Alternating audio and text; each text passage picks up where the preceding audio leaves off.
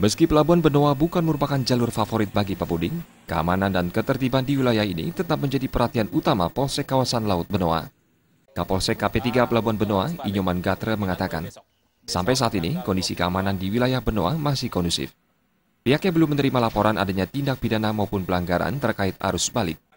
Meski demikian, pihaknya secara rutin menggelar razia penumpang yang masuk melalui Pelabuhan Benoa diperiksa untuk menghindari masuknya senjata tajam dan benda dilindungi. Pengawasan dilakukan secara berkelanjutan guna menciptakan keamanan dan ketertiban wilayah. Pasca Lebaran, khususnya hari ini, tepatnya H+3, jadi sampai saat ini wilayah Benoa dan sekitarnya tetap aman, terkendali, dan kondusif.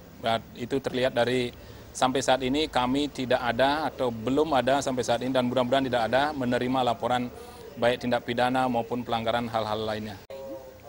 Untuk arus balik kemungkinan mulai besok tanggal 22 sesuai jadwal, karena di sini kami ini tergantung dengan kedatangan kapal. Kita lakukan terus baik operasi terhadap penduduk pendatang, operasi terhadap yang kategori preman, dan juga operasi-operasi cipta kondisi lainnya yang sasarannya untuk menciptakan keamanan dan ketertiban di wilayah Benoa. Arus balik Lebaran melalui Pelabuhan Benoa diprediksi terjadi Rabu 22 Juli 2015. Sejumlah kapal laut dari wilayah Indonesia Timur akan bersandar dan menurunkan penumpang di pelabuhan ini. Pujiantini dan Puturatna, Bali TV.